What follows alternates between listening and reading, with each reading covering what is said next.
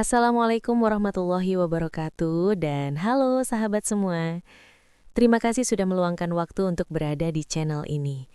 Kisah yang akan aku bagikan bukanlah cerita rekaan, melainkan potongan kehidupan yang syarat dengan luka, kejujuran, dan pelajaran berharga tentang rumah tangga.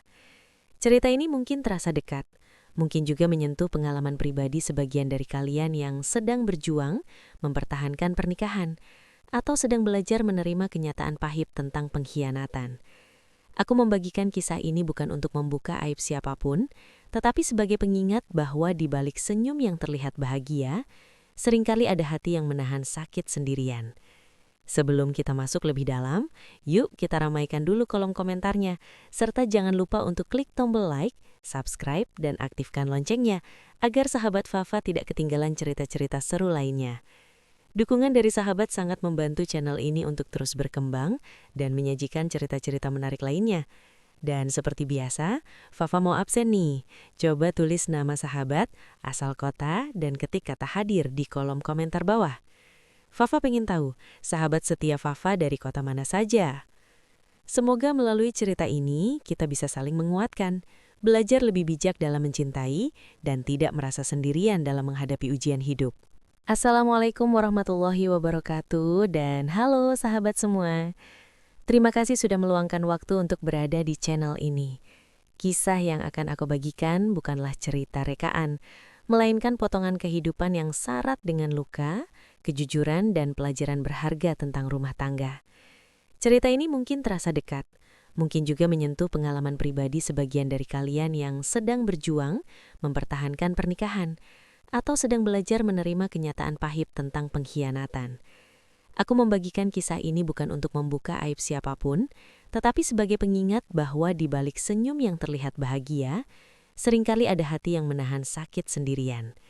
Sebelum kita masuk lebih dalam, yuk kita ramaikan dulu kolom komentarnya, serta jangan lupa untuk klik tombol like, subscribe, dan aktifkan loncengnya, agar sahabat Fafa tidak ketinggalan cerita-cerita seru lainnya.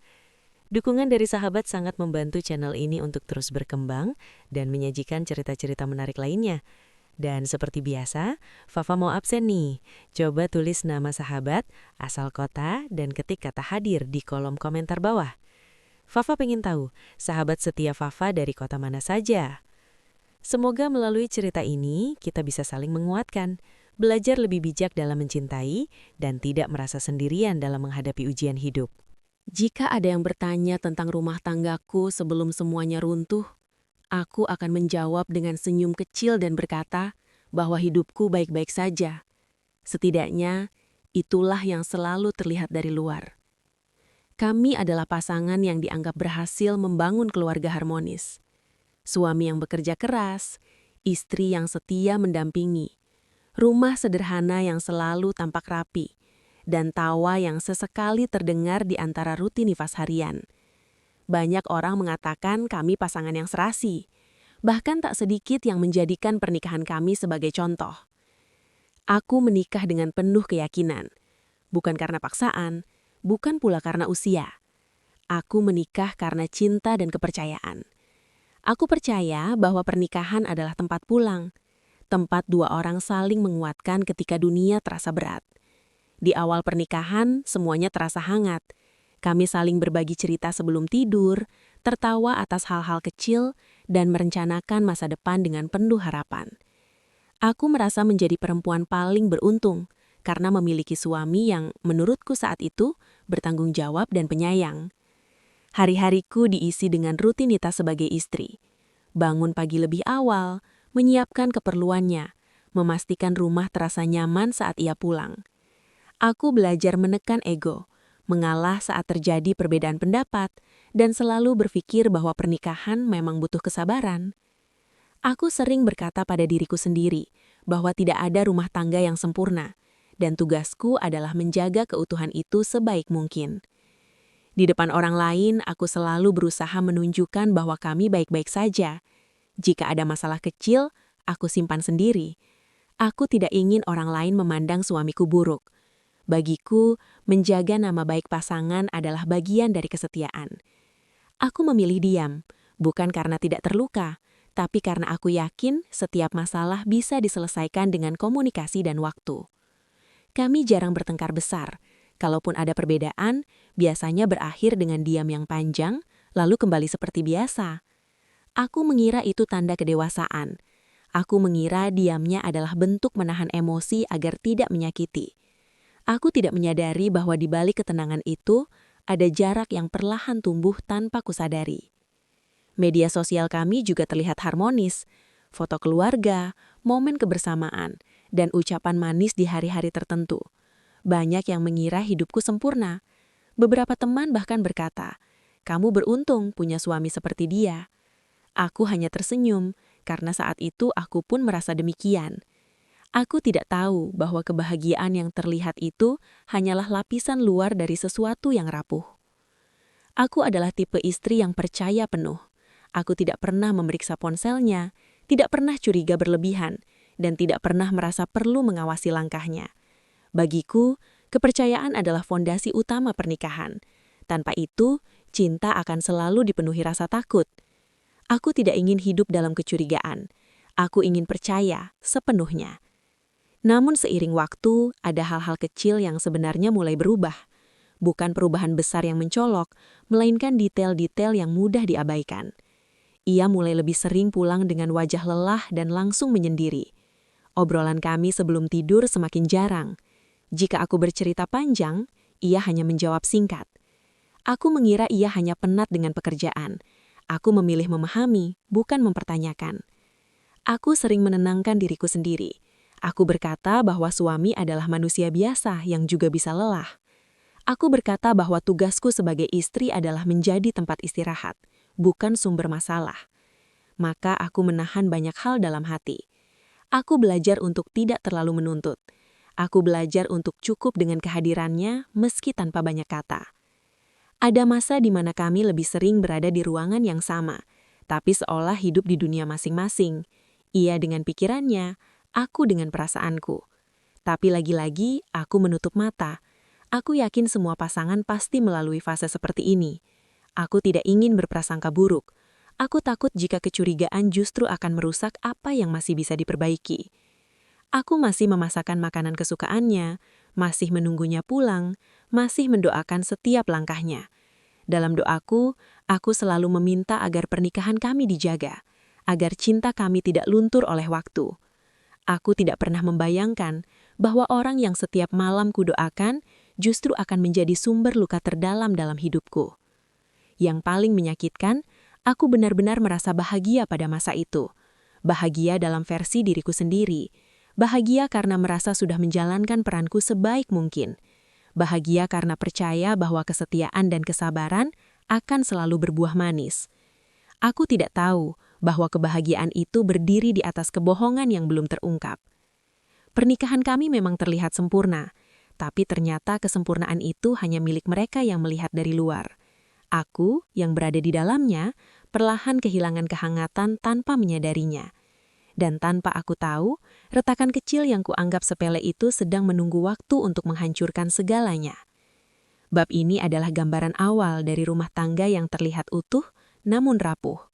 Sebuah pernikahan yang tampak baik-baik saja, sebelum satu pesan sederhana membuka mata dan menghancurkan seluruh keyakinanku tentang arti setia.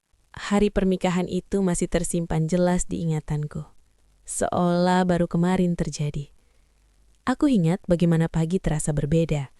Udara seakan lebih ringan, meski dadaku penuh oleh campuran bahagia, gugup, dan harapan. Sejak bangun tidur, aku terus beristighfar, mencoba menenangkan hati yang berdebar tak karuan. Hari itu bukan sekadar pesta atau seremonial, tapi hari di mana aku menyerahkan hidupku, cintaku, dan masa depanku kepada seorang laki-laki yang kupilih dengan penuh keyakinan. Aku duduk di ruang akad dengan tangan dingin dan mata berkaca-kaca. Di balik hijab dan riasan sederhana, aku adalah perempuan yang sedang bersiap memasuki babak hidup yang benar-benar baru. Aku bukan lagi anak gadis yang hanya memikirkan dirinya sendiri.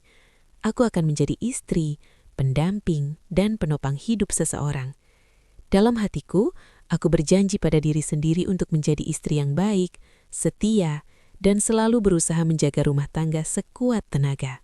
Saat suamiku duduk di hadapanku, aku melihat wajahnya dengan penuh harap. Ia tampak tenang, yakin, dan mantap. Tatapan matanya membuatku percaya bahwa aku tidak salah memilih. Ketika ijab kabul diucapkan, satu tarikan nafas panjang terasa begitu berarti. Lafal itu terdengar lancar, tegas, dan sah. Dalam 1 detik, status kami berubah. Aku resmi menjadi istrinya. Air mataku jatuh bukan karena sedih, melainkan karena bahagia dan terharu. Aku masih ingat bagaimana ia menggenggam tanganku setelah akad. Genggaman itu hangat, seolah berkata bahwa aku amin bersamanya. Saat itulah janji setia terucap, janji untuk menjaga, melindungi, dan tidak meninggalkan. Janji yang terdengar sederhana, tapi sebenarnya begitu besar maknanya. Aku percaya setiap kata yang keluar dari mulutnya. Tidak ada sedikit pun keraguan di hatiku. Di hari itu, dunia seakan berpihak padaku. Keluarga tersenyum, teman-teman mendoakan, dan masa depan terlihat begitu cerah.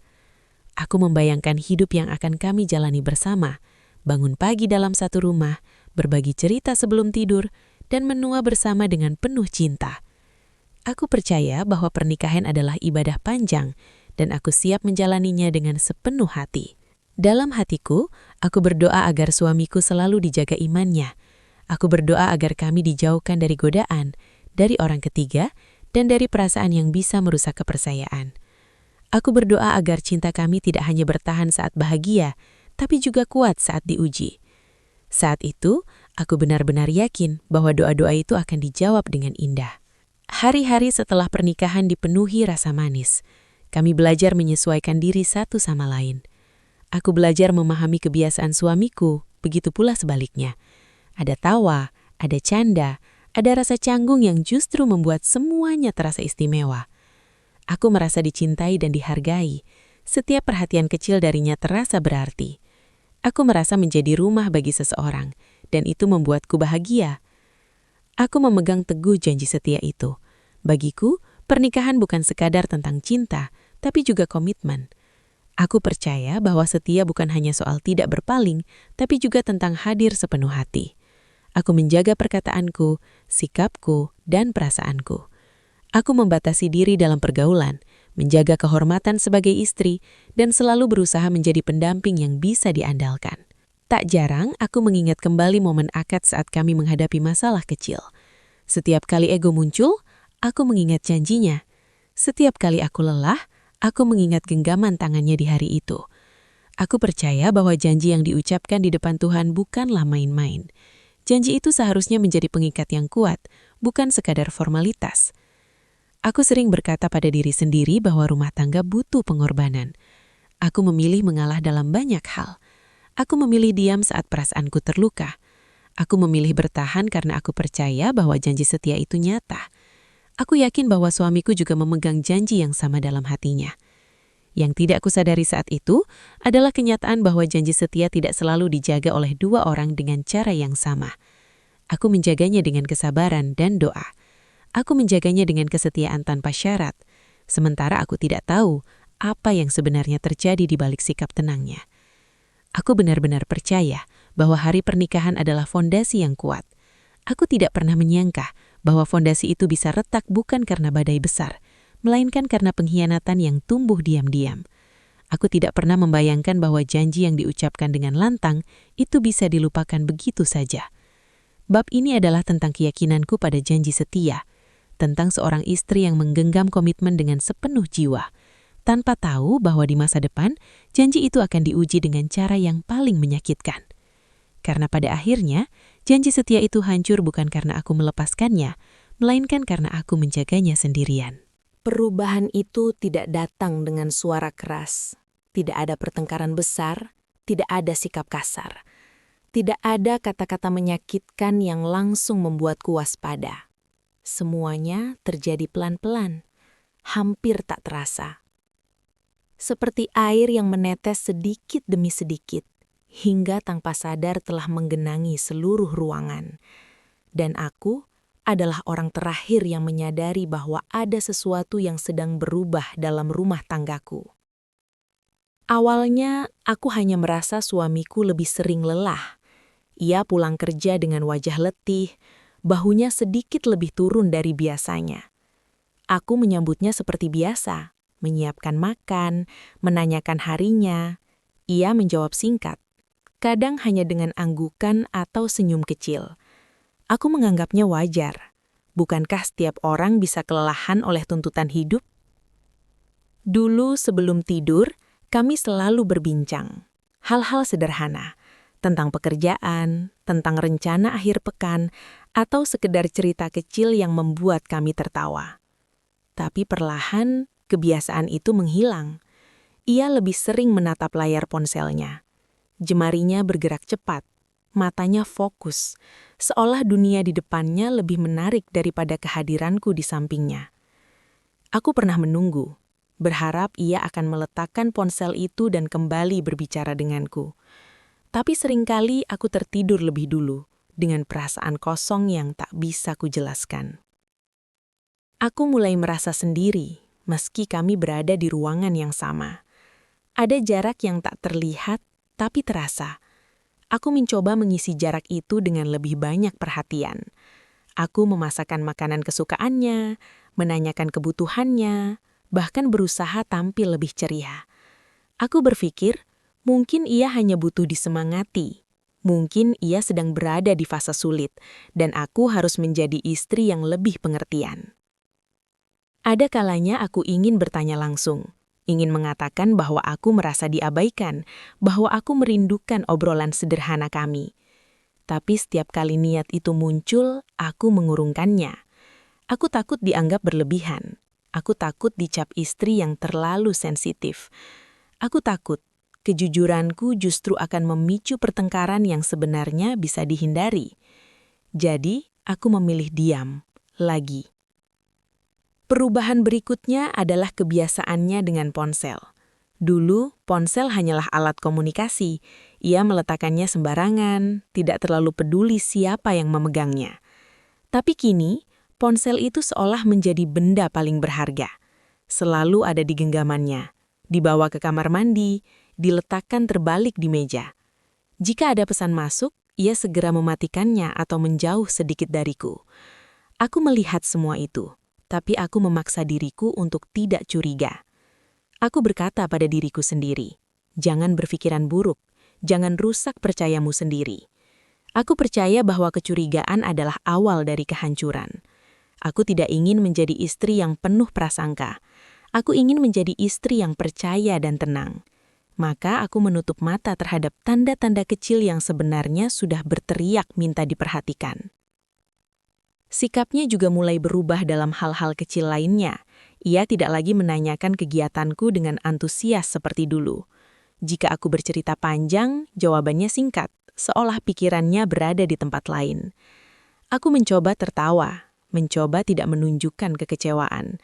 Aku belajar menerima bahwa mungkin pernikahan memang berubah seiring waktu. Ada malam-malam di mana aku terbangun dan mendapati ia masih terjaga, menatap layar ponselnya dalam gelap. Cahaya layar itu memantul di wajahnya, menampilkan ekspresi yang tak pernah kulihat sebelumnya. Bukan ekspresi lelah, tapi ekspresi yang berbeda. Ada senyum kecil yang tak kuteriwa. Saat aku bertanya, ia hanya berkata sedang membalas pesan kerja. Aku mengangguk, meski hatiku sedikit tercekak. Aku mulai merasa rindu pada suamiku. Padahal ia masih ada di sampingku setiap hari. Rindu pada versi dirinya yang dulu. Versi yang mendengarkan, yang hadir, yang membuatku merasa menjadi satu-satunya. Tapi aku menganggap kerinduan itu sebagai perasaanku sendiri yang berlebihan. Aku tidak ingin menyalahkannya tanpa bukti.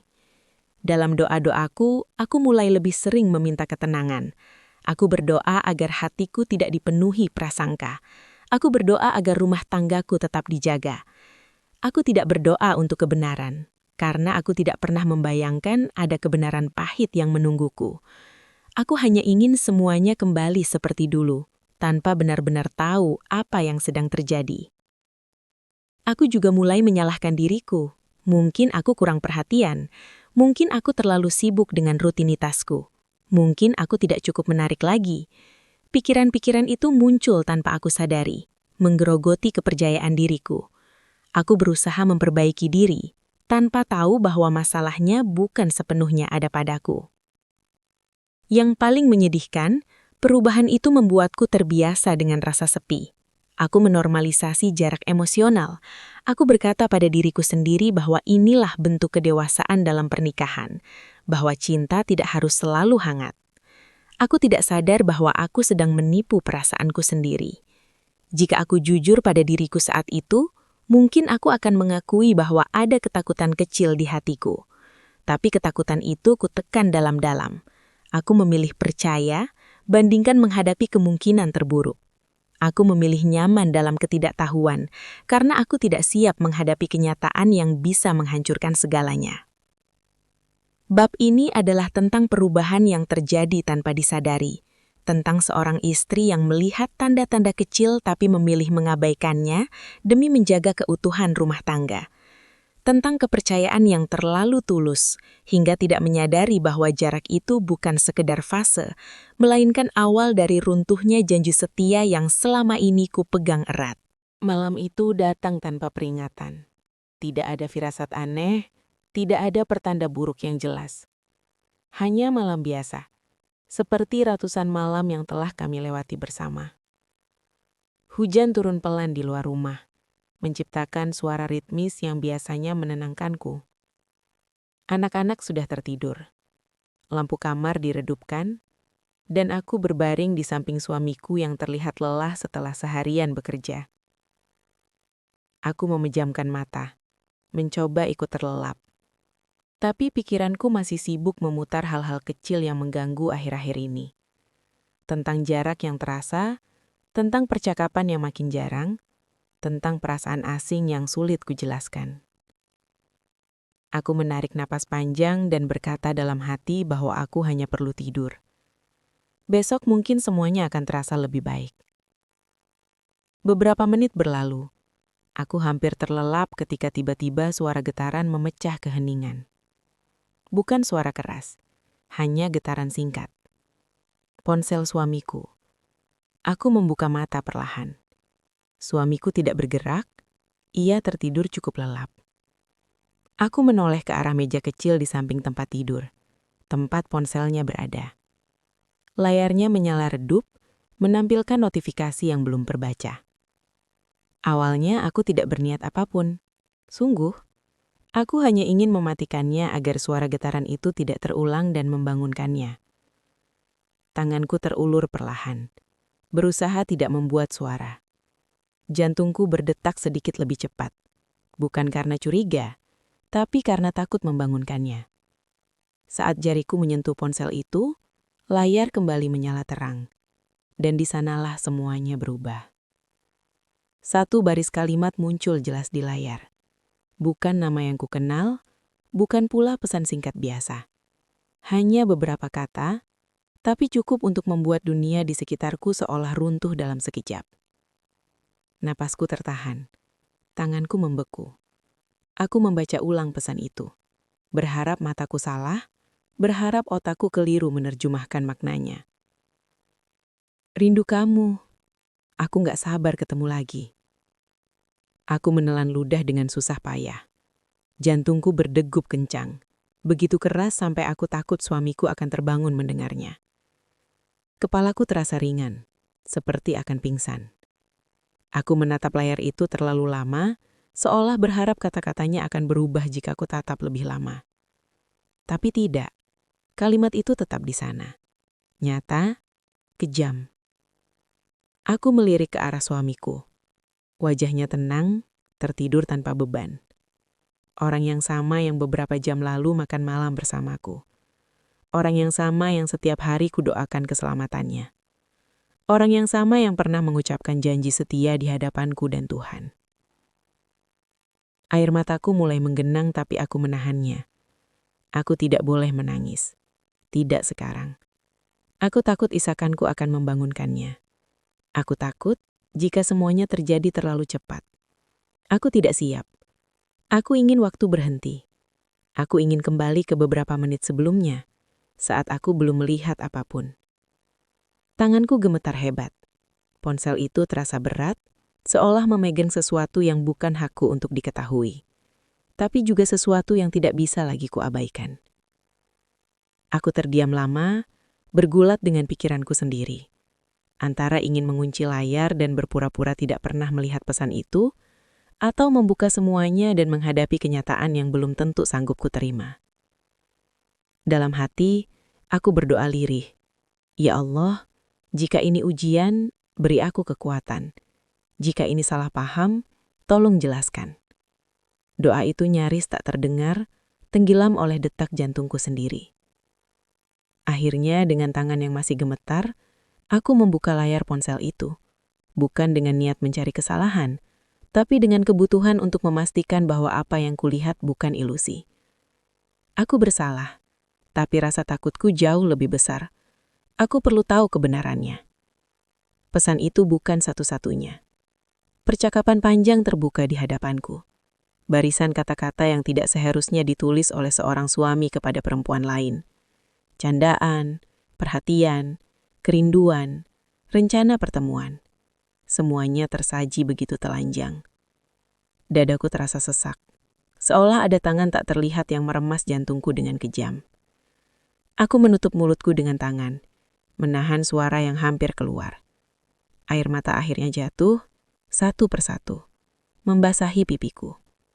Pandanganku buram, tapi aku tetap membaca. Setiap kata terasa seperti pisau yang menusuk perlahan. Tidak langsung mematikan, tapi cukup untuk membuatku berharap semua ini hanya mimpi buruk. Yang paling menyakitkan bukan hanya isi pesannya, tapi kenyataan bahwa semuanya terlihat akrab. Terlalu akrab. Bukan percakapan singkat yang terjadi sekali. Ini sesuatu yang telah berjalan cukup lama. Cukup lama sampai ia terbiasa menyembunyikannya dariku. Aku meletakkan ponsel itu perlahan, seolah benda itu akan meledak jika aku sentuh. Aku kembali berbaring, memunggunginya. Air mataku mengalir tanpa bisa kuhentikan. Dadaku naik turun tidak beraturan. Aku menggigit bibirku sendiri agar tidak terisak. Rasanya sakit, tapi rasa itu tidak seberapa dibandingkan luka di hatiku. Di sampingku, suamiku bergerak sedikit dalam tidurnya. Aku menegang. Jantungku hampir berhenti. Tapi ia kembali tenang. Tidur. Sementara aku terjaga, dengan pikiran yang berantakan dan hati yang hancur. Malam itu terasa sangat panjang.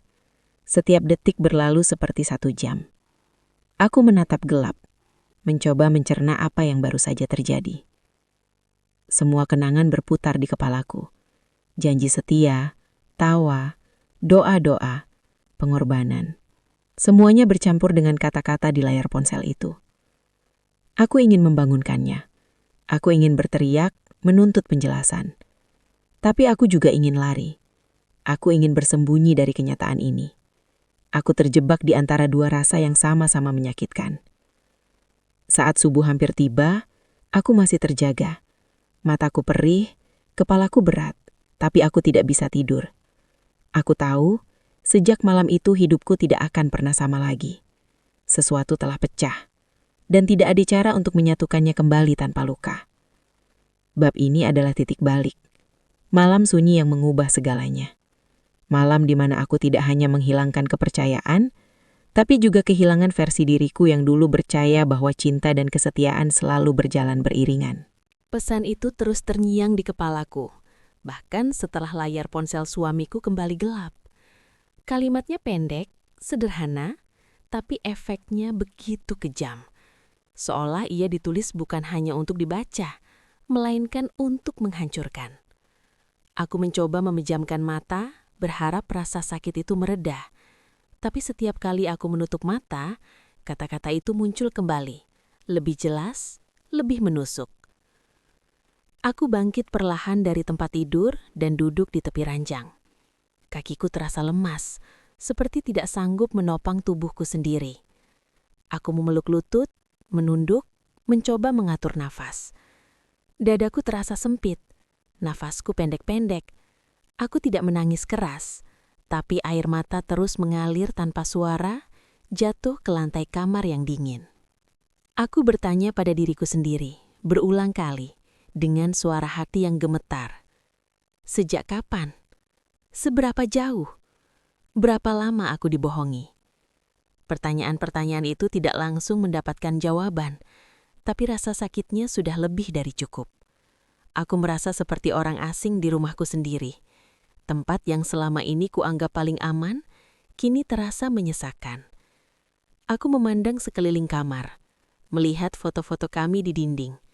Senyum-senyum yang dulu terasa hangat, kini tampak seperti ejekan. Aku kembali meraih ponsel itu. Tanganku masih gemetar, tapi kali ini aku tidak ragu. Jika aku sudah sejauh ini, tidak ada gunanya menutup mata. Aku harus tahu semuanya, meski kebenaran itu akan melukaiku lebih dalam. Percakapan itu terbuka lagi, baris demi baris, hari demi hari.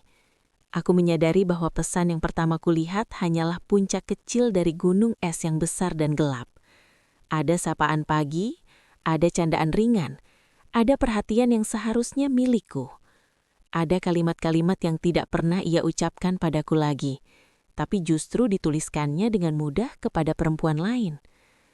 Hatiku seperti diremas setiap kali menemukan kalimat yang terasa terlalu akrab, terlalu dekat, terlalu personal. Itu bukan sekedar obrolan biasa, itu bukan kesalahan kecil. Itu adalah hubungan yang dibangun dengan kesadaran penuh, dengan waktu, dengan emosi, dengan pengkhianatan. Aku berhenti membaca sejenak, karena pandanganku mulai kabur. Air mata jatuh ke layar ponsel, membuat huruf-huruf itu terlihat berbayang. Aku mengusap wajahku dengan kasar, mencoba menenangkan diri. Tapi bagaimana mungkin aku tenang ketika dunia yang selama ini kupijak tiba-tiba runtuh tanpa peringatan? Yang paling menyakitkan adalah menyadari bahwa semua ini terjadi saat aku sibuk menjadi istri yang setia. Saat aku memasak, membersihkan rumah, mendoakan keselamatannya. Saat aku menunggu kepulangannya dengan sabar. Di saat yang sama, ia sedang membagi perhatiannya, perasaannya, bahkan mungkin hatinya kepada orang lain. Aku merasa bodoh, teramat bodoh. Bukan karena aku mempercayainya, tapi karena aku mempertahankan kepercayaan itu bahkan ketika tanda-tandanya sudah jelas. Aku teringat semua perubahan kecil yang dulu kuabaikan. Ponsel yang selalu digenggam, senyum kecil yang tak pernah dijelaskan, jarak yang perlahan terasa. Semuanya kini tersambung rapi, membentuk gambaran yang utuh dan menyakitkan.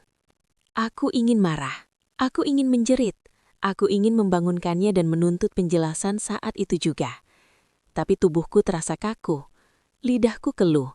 Aku hanya duduk di sana sendirian dengan pikiranku sendiri, sementara ia masih tertidur pulas di belakangku. Ada perasaan hina yang merayap perlahan, perasaan bahwa aku tidak cukup menarik, tidak cukup menyenangkan, tidak cukup layak untuk dicintai sepenuhnya. Padahal di sisi lain, aku tahu aku telah memberikan segalanya. Tapi rasa sakit tidak selalu logis. Ia datang tanpa permisi, membawa keraguan dan kebencian pada diri sendiri. Aku menutup ponsel itu lagi. Bukan karena aku sudah selesai, tapi karena aku sudah terlalu lelah, terlalu hancur. Aku berdiri dan melangkah ke kamar mandi. Menatap wajahku sendiri di cermin. Mata sembab, wajah pucat, ekspresi asing yang bahkan tidak kukenal.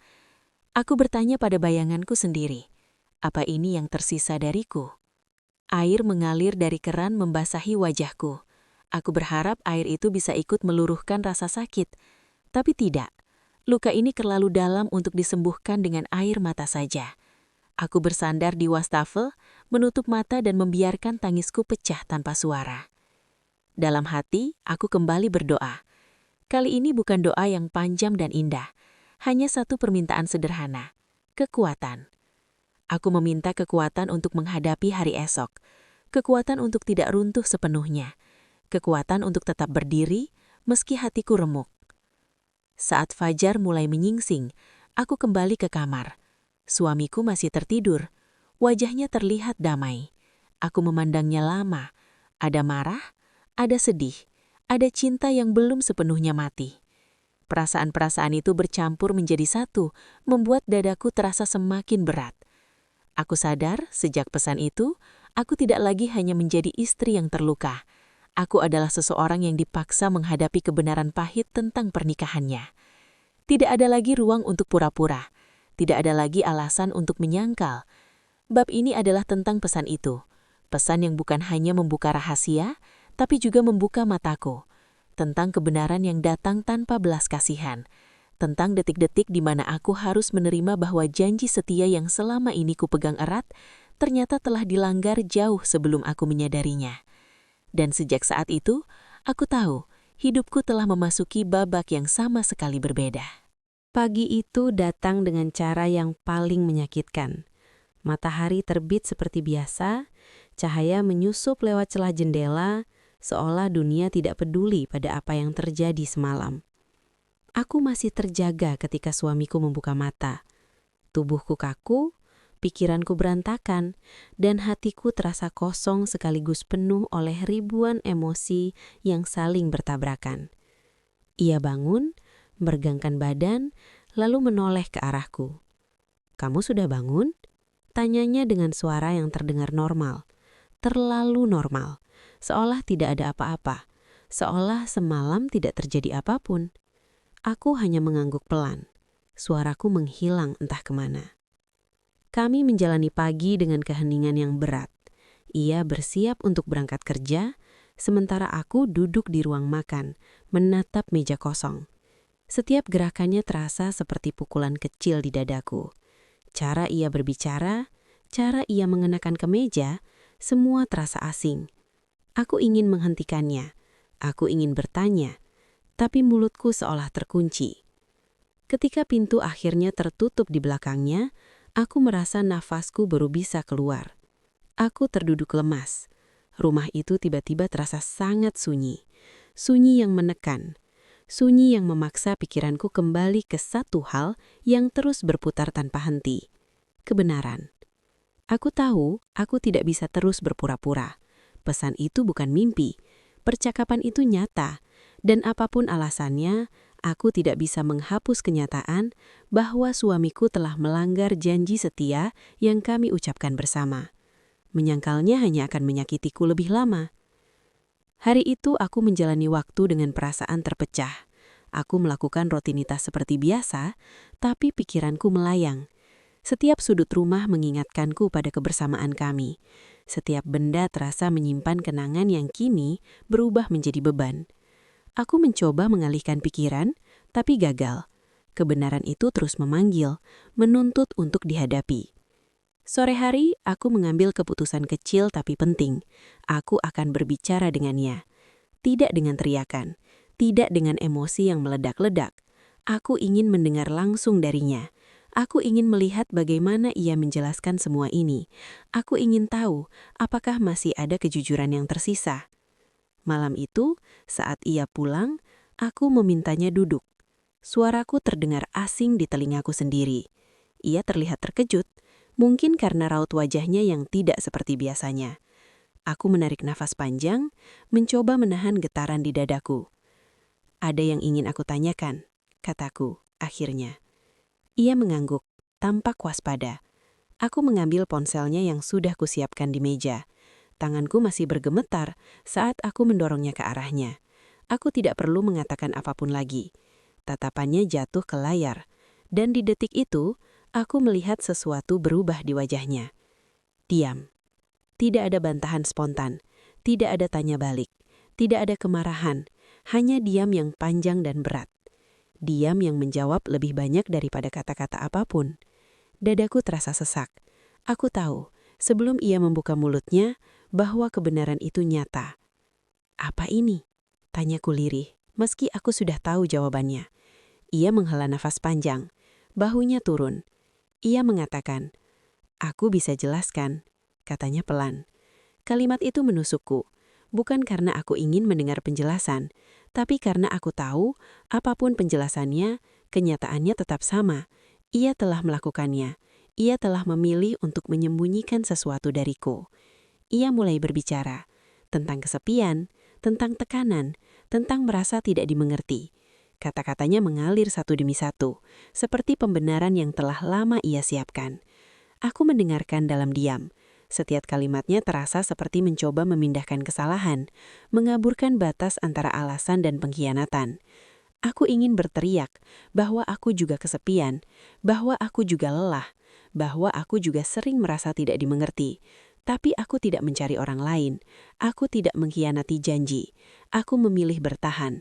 Aku memilih setia. Air mataku jatuh tanpa bisa kutahan lagi. Kenapa tidak bicara denganku? Tanyaku dengan suara pecah. Kenapa harus orang lain? Ia terdiam lagi. Tidak ada jawaban yang memuaskan. Tidak ada alasan yang benar-benar bisa membenarkan perbuatannya. Di saat itu, aku menyadari sesuatu yang menyakitkan. Kebenaran tidak selalu datang dengan penyesalan yang utuh. Ia mengatakan menyesal, tapi penyesalan itu terdengar terlambat, terlalu tenang, seolah yang ia sesali bukan perbuatannya, melainkan kenyataan bahwa semuanya telah terbongkar. Hatiku semakin hancur. Aku merasa marah, sedih, kecewa, dan terluka pada saat yang sama. Emosi-emosi itu bercampur menjadi satu, membuatku kelelahan. Aku tidak tahu harus bereaksi bagaimana. Menangis terasa tidak cukup, marah pun terasa sia-sia. Malam itu kami duduk berhadapan sebagai dua orang yang pernah saling mencintai, tapi kini terpisah oleh kebenaran yang pahit. Aku melihatnya, dan aku tidak lagi melihat sosok yang sama seperti dulu. Ada jarak yang tidak bisa dijembatani hanya dengan kata maaf. Aku menyadari bahwa kebenaran memang menyakitkan, tapi ketidaktahuan jauh lebih berbahaya. Setidaknya sekarang aku tahu, setidaknya sekarang aku tidak lagi hidup dalam kebohongan. Pengetahuan itu menyakitkan, tapi juga membuka jalan bagi sesuatu yang lain. Pilihan. Bab ini adalah tentang menghadapi kebenaran tanpa jalan mundur, tentang keberanian untuk bertanya, meski takut pada jawabannya, tentang detik-detik ketika aku menyadari bahwa janji setia itu tidak hanya retak, tapi telah pecah, dan aku harus memutuskan apa yang akan kulakukan dengan pecahan itu. Konfrontasi itu tidak terjadi dengan teriakan seperti yang sering ada di film-film. Tidak ada piring pecah atau pintu dibanting. Justru sebaliknya, semuanya terjadi dalam nada rendah, dengan kata-kata yang pelan namun menghantam lebih keras daripada bentakan apapun. Kami duduk saling berhadapan, di ruang yang selama ini menjadi saksi kebersamaan kami. Kini, ruangan itu berubah menjadi tempat pengakuan yang menyakitkan. Aku menatap wajahnya lama, wajah yang dulu selalu membuatku merasa aman. Kini, wajah itu terasa asing. Ada sorot mata yang menghindar, ada kegelisahan yang tidak bisa ia sembunyikan. Aku bertanya pada diriku sendiri, sejak kapan kami menjadi dua orang yang saling berjaga seperti ini? Aku ingin kamu jujur, kataku akhirnya. Suaraku gemetar, tapi aku memaksakan diri untuk tetap menatapnya. Bukan penjelasan yang membenarkan dirimu, aku ingin kebenaran. Ia terdiam cukup lama sebelum menjawab. Keheningan itu terasa menyesakan. Setiap detik yang berlalu membuat hatiku semakin siap, atau mungkin semakin kebal terhadap apapun yang akan ia katakan. Aku nggak berniat menyakitimu, ujarnya pelan. Kalimat itu membuat dadaku bergetar. Aku tersenyum pahit. Tapi kamu melakukannya, balasku. Entah berniat atau tidak, aku tetap terluka. Ia mulai berbicara lagi, tentang awal mula semuanya. Tentang obrolan ringan yang berubah menjadi kebiasaan. Tentang perhatian yang datang di saat ia merasa kosong. Setiap kata yang keluar dari mulutnya terasa seperti lapisan luka baru yang dibuka paksa. Aku mendengarkan, meski hatiku menolak. Aku ingin tahu semuanya, tapi aku juga ingin berhenti sebelum rasa sakit itu bertambah. Kenapa kamu teruskan? Kenapa kamu tidak berhenti saat kamu sadar ini salah?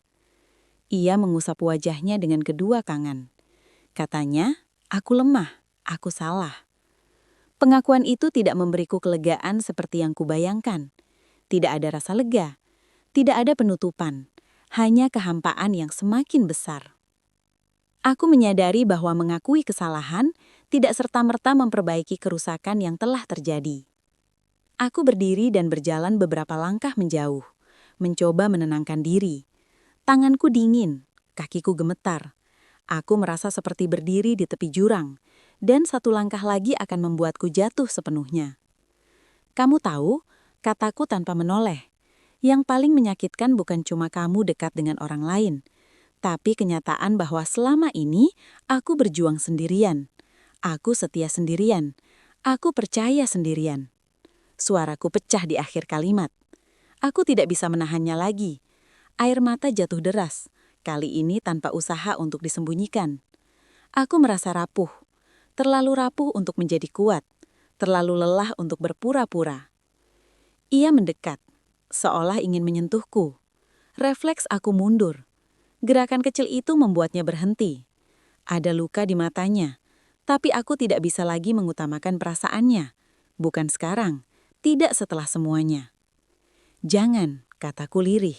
Aku butuh jarak. Kalimat itu terasa asing keluar dari mulutku sendiri. Aku tidak pernah meminta jarak darinya sebelumnya. Tapi kini, kedekatannya justru membuatku sesak. Aku butuh ruang untuk bernafas, untuk berpikir, untuk merasakan semuanya tanpa tekanan. Ia kembali duduk, bahunya merosot. Katanya lagi, aku menyesal. Aku menoleh dan menatapnya. Bagaimana caranya? Tanyaku. Bagaimana kamu memperbaiki kepercayaan yang sudah kamu hancurkan? Ia tidak menjawab, dan dalam diamnya itu, aku mendapatkan jawaban yang paling jujur. Beberapa hal, jika sudah pecah, tidak bisa kembali seperti semula. Bisa diperbaiki mungkin, tapi retaknya akan selalu ada. Malam itu konfrontasi berubah menjadi cermin besar yang memantulkan semua luka yang selama ini kami sembunyikan. Kami membicarakan hal-hal yang dulu selalu kami hindari. Tentang rasa kesepian, tentang kebutuhan yang tidak pernah tersampaikan, tentang peran yang terasa berat di pundak masing-masing.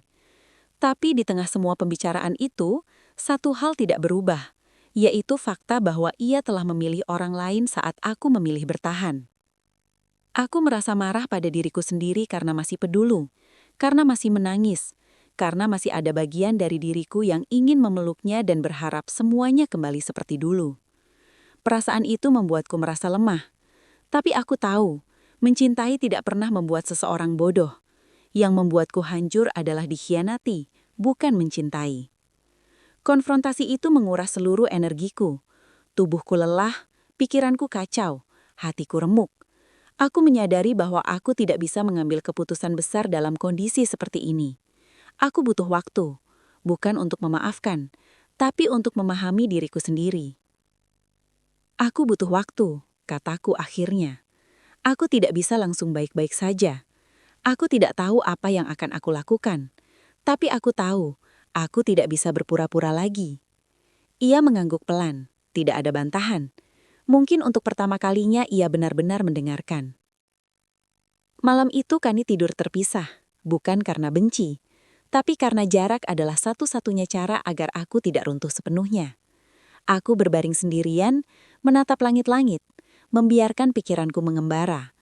Aku menangis sampai tertidur, dengan satu kesadaran yang perlahan tumbuh.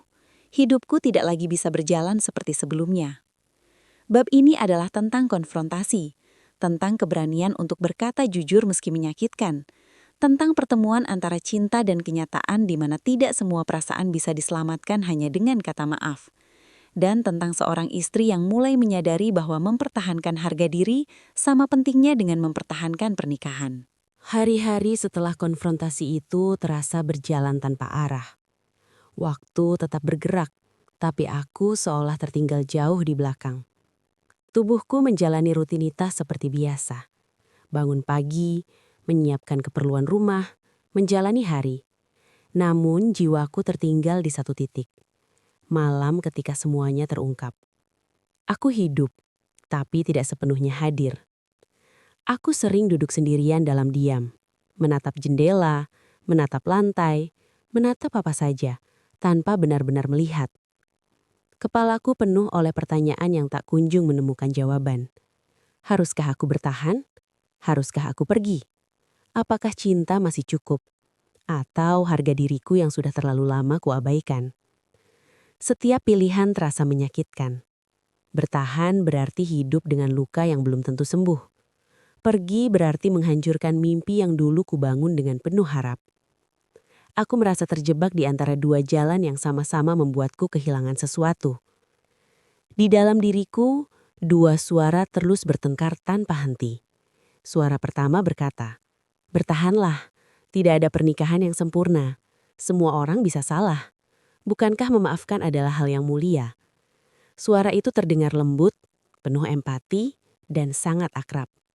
Itu adalah suara yang selama ini membantuku bertahan dalam banyak hal. Tapi ada suara lain yang mulai terdengar semakin jelas. Suara yang selama ini kutekan dalam-dalam. Suara yang berkata, "Sampai kapan kamu mengorbankan dirimu sendiri? Sampai kapan kamu menormalisasi luka? Setia tidak seharusnya membuatmu hancur." Suara itu tegas, menyakitkan, tapi jujur. Aku teringat semua malam ketika aku menangis diam-diam. Semua kali aku merasa sendirian meski tidak sendiri. Semua momen ketika aku menelan perasaanku sendiri demi menjaga keutuhan rumah tangga. Aku mulai bertanya pada diriku sendiri, apakah itu cinta atau hanya ketakutan akan kehilangan? Aku juga memikirkan anak-anak. Pikiran itu membuat dadaku semakin berat. Aku takut keputusan apapun yang kuambil akan melukai mereka. Aku takut menjadi ibu yang gagal menjaga keluarga tetap utuh. Tapi di sisi lain, aku juga takut membesarkan mereka dalam rumah yang penuh kepura-puraan. Aku tidak ingin mereka tumbuh melihat ibunya mengorbankan kebahagiaannya sendiri dan menganggap itu sebagai hal yang wajar. Setiap malam, aku berdoa lebih lama dari biasanya. Doaku tidak lagi indah dan teratur. Kadang hanya berupa tangisan. Kadang hanya berupa diam yang panjang. Aku bertanya pada Tuhan, mengapa ujian ini harus datang dengan cara seperti ini? Aku meminta petunjuk, bukan jalan yang mudah, tapi jalan yang benar. Aku mulai menuliskan semua yang aku rasakan, tanpa sensor, tanpa penilaian. Marahku, sedihku, takutku, rinduku, harapanku yang perlahan memudar. Dari tulisan-tulisan itu, aku menyadari satu hal yang selama ini luput. Aku sangat lelah. Bukan hanya lelah secara fisik, tapi lelah secara emosional. Lelah menjadi kuat sendirian. Suamiku mencoba bersikap lebih perhatian, lebih sering bertanya, lebih sering meminta maaf. Tapi setiap kali ia mendekat, aku justru merasa mundur. Bukan karena aku membencinya, tapi karena lukaku belum sembuh. Setiap kata manisnya mengingatkanku pada kebohongan yang pernah ia simpan. Aku tidak tahu bagaimana cara mempercayai lagi. Aku merasa bersalah karena belum bisa memaafkan. Banyak orang berkata bahwa memaafkan adalah kunci kedamaian. Tapi tidak ada yang mengajarkan bagaimana cara memaafkan ketika lukanya masih berdarah. Tidak ada yang mengajarkan bagaimana cara tetap mencintai tanpa mengkhianati diri sendiri. Ada hari-hari ketika aku merasa sangat kuat. Aku berkata pada diriku sendiri bahwa apapun yang terjadi, aku akan baik-baik saja. Tapi ada juga hari-hari ketika aku merasa sangat rapuh. Hari-hari ketika aku menangis tanpa alasan yang jelas. Hari-hari ketika aku merasa kehilangan arah, kehilangan identitas, kehilangan diriku sendiri. Aku mulai menyadari bahwa selama ini aku terlalu fokus menjadi istri yang baik, sampai lupa menjadi perempuan yang utuh. Aku terlalu sibuk menjaga pernikahan, sampai lupa menjaga hatiku sendiri. Aku belajar bahwa cinta yang sehat tidak seharusnya membuat seseorang kehilangan dirinya. Pertarungan batin ini tidak terlihat oleh siapapun. Dari luar mungkin aku tampak baik-baik saja. Tapi di dalam, aku sedang berperang dengan diriku sendiri. Setiap keputusan terasa berat. Setiap kemungkinan terasa menakutkan. Aku merasa seperti berdiri di persimpangan. Tanpa peta, tanpa petunjuk yang jelas. Namun di tengah semua kekacauan itu, ada satu hal kecil yang mulai tumbuh. Kesadaran. Kesadaran bahwa aku berhak bahagia. Kesadaran bahwa perasaanku valid. Kesadaran bahwa aku tidak egois hanya karena ingin dihargai. Kesadaran bahwa bertahan bukan satu-satunya bentuk keberanian. Aku belum mengambil keputusan besar. Aku masih berada di tengah pertarungan itu. Tapi untuk pertama kalinya, aku berhenti menyalahkan diriku sendiri. Aku berhenti bertanya, apa salahku? Dan mulai bertanya, apa yang kubutuhkan?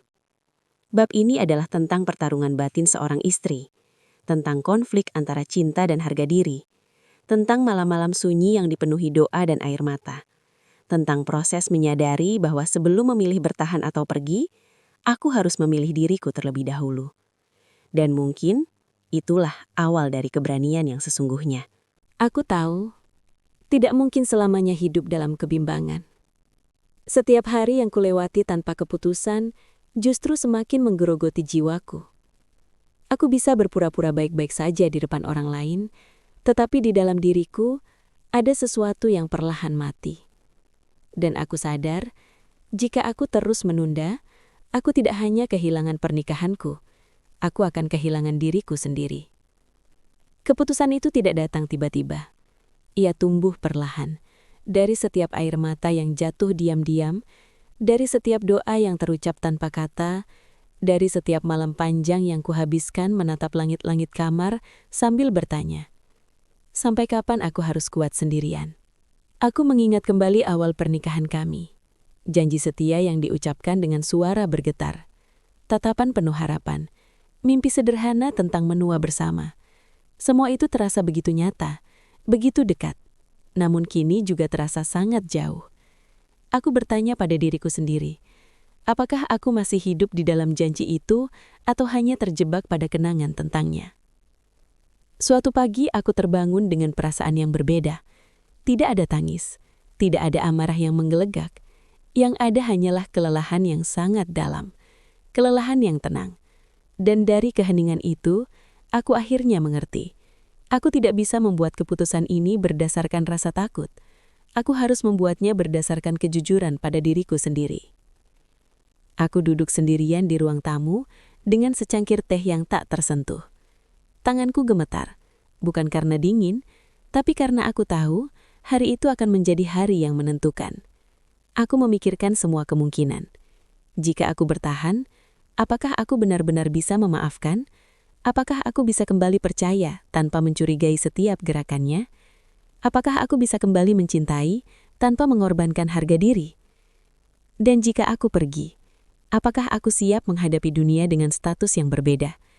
Apakah aku siap menghadapi pertanyaan orang-orang, tatapan iba, atau bahkan penghakiman? Apakah aku cukup kuat untuk berdiri sendiri, memulai ulang hidup dari titik yang tidak pernah kubayangkan sebelumnya? Aku menyadari bahwa tidak ada pilihan yang sepenuhnya benar atau salah. Yang ada hanyalah pilihan yang paling jujur. Dan kejujuran itu terasa menyakitkan, tapi juga membebaskan. Aku memutuskan untuk berbicara, bukan dengan amarah, bukan dengan teriakan, tapi dengan kejujuran yang selama ini kupendam. Ketika suamiku duduk di hadapanku, aku melihat wajahnya dengan cara yang berbeda. Bukan lagi sebagai seseorang yang kuharapkan berubah, tapi sebagai seseorang yang harus kuhadapi dengan kenyataan. Aku berkata padanya bahwa lukaku belum sembuh, bahwa kepercayaanku runtuh bukan karena satu pesan, tapi karena kebohongan yang mengikutinya. Aku mengatakan bahwa aku tidak tahu apakah aku bisa kembali seperti dulu, dan memaksakan diri untuk bertahan hanya akan membuat kami berdua semakin hancur. Ia menangis, meminta maaf, berjanji akan berubah. Kata-kata itu bukan hal baru bagiku. Aku pernah mendengarnya, dan sebagian dari diriku ingin mempercayainya lagi.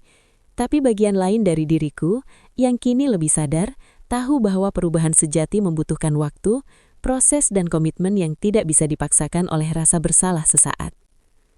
Aku mengatakan bahwa aku membutuhkan ruang, bukan untuk menghukum, tapi untuk menyelamatkan diriku sendiri. Ruang untuk bernafas, ruang untuk mendengar suara hatiku tanpa tekanan, ruang untuk menyelamatkan diriku dari luka yang terlalu lama kuabaikan. Mengucapkan itu adalah hal tersulit yang pernah kulakukan. Suaraku bergetar, air mataku jatuh, tapi aku tidak menarik kembali kata-kataku. Untuk pertama kalinya, aku tidak mengorbankan perasaanku demi menjaga keadaan tetap terlihat baik-baik saja. Keputusan itu membuat segalanya terasa sunyi. Tidak ada drama besar. Tidak ada pertengkaran hebat, hanya kesedihan yang dalam dan kenyataan yang harus diterima. Aku merasa kehilangan, tapi juga merasa sedikit lebih ringan. Seperti seseorang yang akhirnya meletakkan beban yang terlalu lama dipanggul sendirian. Malam itu, aku menangis lagi, tapi tangisannya berbeda. Bukan tangisan putus asa, melainkan tangisan pelepasan. Aku menangisi mimpi yang tidak terwujud, cinta yang berubah bentuk, dan versi diriku yang dulu terlalu takut untuk memilih dirinya sendiri. Aku tidak tahu bagaimana masa depan akan terlihat. Aku tidak tahu apakah jalan ini akan membawaku pada kebahagiaan atau justru pada tantangan baru. Tapi aku tahu satu hal, aku tidak lagi mengkhianati diriku sendiri. Keputusan terberat dalam hidupku bukanlah tentang bertahan atau pergi. Keputusan terberat adalah memilih untuk jujur, meski kejujuran itu menyakitkan. Memilih untuk berhenti berpura-pura kuat dan mulai benar-benar menjaga diriku sendiri. Bab ini bukan akhir dari segalanya. Ini adalah titik balik. Titik di mana aku berhenti bertanya apa yang orang lain harapkan dariku, dan mulai bertanya apa yang benar-benar kubutuhkan untuk bisa hidup dengan utuh. Dan meski langkahku masih gemetar, aku melangkah maju. Bukan dengan kepastian, tapi dengan keberanian. Karena terkadang, kehilangan yang paling menyakitkan justru membuka jalan bagi kita untuk menemukan kembali diri kita sendiri. Hari-hari setelah keputusan itu tidak langsung menjadi lebih mudah. Tidak ada keajaiban yang tiba-tiba membuat hidupku terasa ringan. Justru sebaliknya, aku harus menghadapi kesunyian yang selama ini kutakuti. Rumah terasa lebih sepi, malam terasa lebih panjang, dan pikiranku sering kembali pada kenangan-kenangan lama yang belum sepenuhnya pudar. Namun, di balik semua itu, ada sesuatu yang perlahan tumbuh dalam diriku. Sesuatu yang selama ini terkubur oleh rasa takut dan kebiasaan untuk selalu mengalah. Untuk pertama kalinya setelah sekian lama, aku mulai mendengar diriku sendiri. Bukan suara ketakutan, bukan suara tuntutan orang lain, melainkan suara yang jujur tentang apa yang kurasakan dan kubutuhkan. Aku belajar bangun pagi dengan perasaan yang berbeda. Masih ada sedih, masih ada rindu, tapi juga ada ketenangan kecil yang tak bisa kujelaskan. Ketenangan karena aku tidak lagi hidup dalam kebohongan. Ketenangan karena aku berhenti berpura-pura kuat di hadapan luka yang nyata. Aku mulai merawat diriku kembali. Hal-hal sederhana yang dulu sering kuabaikan, kini terasa sangat berarti. Menikmati secangkir kopi tanpa tergesa. Berjalan pagi sambil menghirup udara segar. Menulis perasaanku tanpa takut dihakimi. Aku menyadari bahwa selama ini aku terlalu sibuk menjadi segalanya untuk orang lain, sampai lupa menjadi apapun untuk diriku sendiri. Tidak semua orang memahami keputusanku. Ada yang diam-diam menjauh, ada yang bertanya dengan nada menyalahkan. Ada pula yang menganggapku kurang bersabar. Dulu, penilaian seperti itu akan membuatku goyah. Tapi kini, aku belajar bahwa tidak semua orang harus mengerti perjalananku. Yang terpenting adalah aku jujur pada diriku sendiri. Aku juga belajar memaafkan perlahan. Bukan memaafkan untuk melupakan, bukan memaafkan untuk kembali seperti semula, tapi memaafkan agar hatiku tidak terus-menerus terikat pada rasa sakit. Memaafkan bukan berarti membenarkan kesalahan, melainkan membebaskan diriku dari beban dendam yang hanya menyakitiku sendiri. Ada malam-malam ketika aku masih menangis. Ada saat-saat ketika kenangan datang tanpa permisi. Tapi kini aku tidak lagi melawan perasaan itu. Aku membiarkannya hadir, lalu pergi dengan sendirinya. Aku belajar bahwa penyembuhan bukan tentang melupakan, melainkan tentang menerima bahwa luka itu pernah ada, dan aku tetap bisa melangkah meski membawa bekasnya. Aku mulai menata ulang hidupku, satu langkah kecil dalam satu waktu. Aku tidak terburu-buru mencari jawaban tentang masa depan. Aku tidak memaksakan diri untuk baik-baik saja di hadapan siapapun. Aku memberi diriku izin untuk lelah, izin untuk ragu, dan izin untuk tumbuh dengan caraku sendiri. Yang paling penting, aku mulai percaya kembali pada diriku sendiri. Percaya bahwa aku cukup kuat untuk menghadapi apapun yang datang.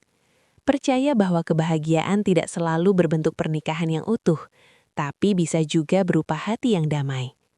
Percaya bahwa memilih diri sendiri bukanlah bentuk egoisme, melainkan bentuk keberanian. Aku tidak tahu bagaimana akhir kisah ini akan tertulis di mata orang lain. Mungkin bagi sebagian orang, ini adalah kisah kegagalan, tapi bagiku ini adalah kisah kebangkitan. Kisah tentang seorang perempuan yang akhirnya berani berhenti menyakiti dirinya sendiri demi mempertahankan sesuatu yang sudah tidak sehat. Jika ada satu hal yang ingin kusampaikan dari perjalanan ini, itu adalah bahwa janji setia itu bukan hanya tentang bertahan bersama orang lain, tapi juga tentang setia pada dirimu sendiri, setia pada nilai-nilaimu, setia pada batasan yang kamu butuhkan agar tetap utuh sebagai manusia. Aku belajar bahwa cinta sejati tidak seharusnya membuatmu merasa kecil, takut, atau kehilangan arah. Cinta sejati dalam bentuk apapun seharusnya membuatmu bertumbuh, merasa aman, dan dihargai. Dan jika suatu hubungan tidak lagi memberikan itu, maka memilih pergi atau mengambil jarak bukanlah kekalahan. Kini, aku melangkah ke depan dengan hati yang masih belajar sembuh, api dengan kepala yang lebih tegak. Aku tidak lagi menunggu diselamatkan. Aku memilih bangkit. Apapun akhirnya, apapun jalannya. Karena hidup ini terlalu berharga untuk dijalani sambil terus mengkhianati diri sendiri. Bab ini adalah penutup dari kisahku, tapi bukan akhir dari hidupku. Justru ini adalah awal dari versi diriku yang lebih jujur, lebih sadar, dan lebih berani.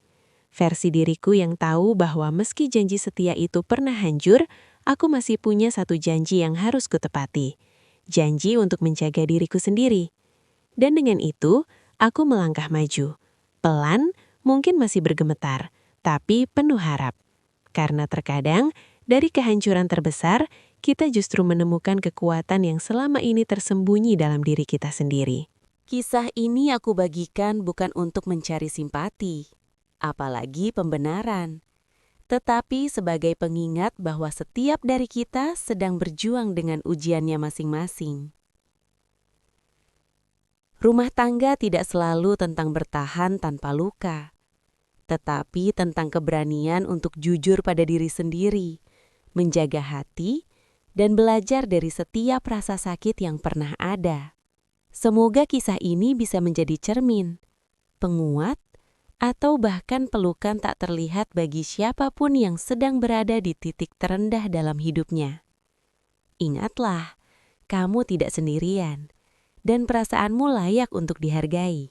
Terima kasih sudah mendengarkan kisah ini sampai akhir. Jika cerita ini menyentuh hatimu, jangan lupa untuk mendukung channel ini dengan cara like, subscribe, dan bagikan kepada orang-orang yang mungkin membutuhkan. Dukungan kalian adalah semangat agar channel ini terus menghadirkan kisah-kisah kehidupan yang penuh makna. Sampai jumpa di cerita Fafa berikutnya. Semoga kita semua selalu diberi kekuatan, keikhlasan, dan kebijaksanaan dalam menjalani hidup.